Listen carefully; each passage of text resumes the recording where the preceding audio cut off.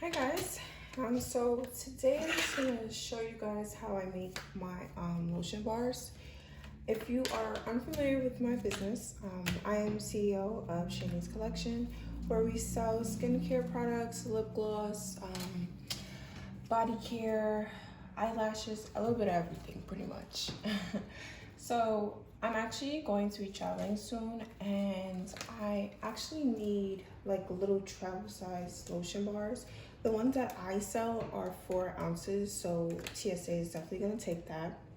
So I figured why not just record me making them. So just to get started with what we need, I'm just gonna find a mold of your choice. My actual products, like my soaps and my lotion bars, they're heart shaped. So that's why I kind of stuck with the heart theme, as well as it's so cute.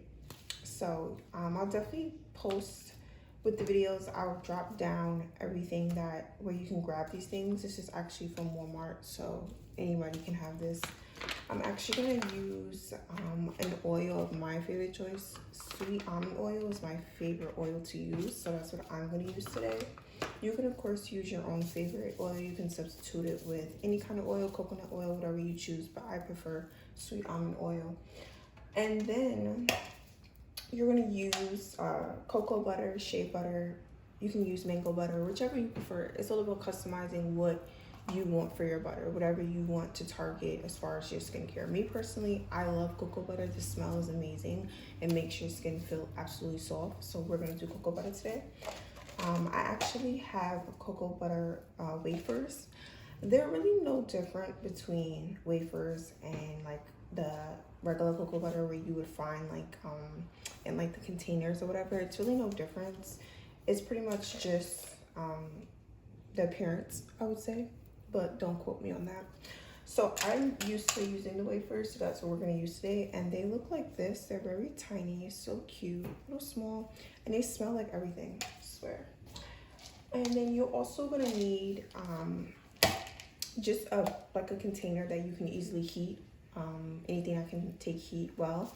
And then you're gonna also use beeswax. So beeswax, what you want to be mindful of is that this is something that's gonna go on your skin. So you're gonna make sure it's cosmetic beeswax, nothing like, you know, cheap and just regular beeswax. You wanna make sure that it's cosmetic and it can be delicate to your skin. Me personally, I have sensitive skin. So I'm very mindful of like what I put in my products because it's probably a lot of other people that are sensitive as well. So I'm gonna use white beeswax. I love white beeswax just because when you're making things, it doesn't necessarily have a color to it. It doesn't stink. It smells like pretty okay. Beeswax is, you know, what it is at this point. I didn't measure things, honestly. I feel like I've been making them for a while now where I don't measure them. So I do apologize if, you know, you want measurements of everything. I just go based off of like how many I want to make or whatever. And I feel like the more cocoa butter you put inside of it, it's going to be more oily. And ideally, you don't really want it to be as oily. You want it to be, you know, solid because it is a lotion bar. It's a solid bar. So when you're not using it, you want it to be solid. So usually what I do is I normally put more beeswax than cocoa butter or oil just because you want things to be solid when it's room temperature. But we'll talk about that a little bit later. So what I normally do is I do a double boiler where I basically add the oil. And again, I don't do measurements, so I do apologize if that's what you want. I just go based off the eye. So I will do beeswax with oil just because when you're melting it, it's easier for it to melt just with the beeswax. So I did a little bit of oil and then a little bit of like beeswax. So, okay, so once you start your boiler, you can pretty much do water in a pan like a regular pot. Okay, so after you put your beeswax in with your sweet almond oil, you're gonna melt it on a double boiler. Okay, so sorry about that. My volume actually kicked out, so I'm just gonna do a voiceover for this half. We're pretty much done though. I'm just pouring all of the ingredients inside of the molds.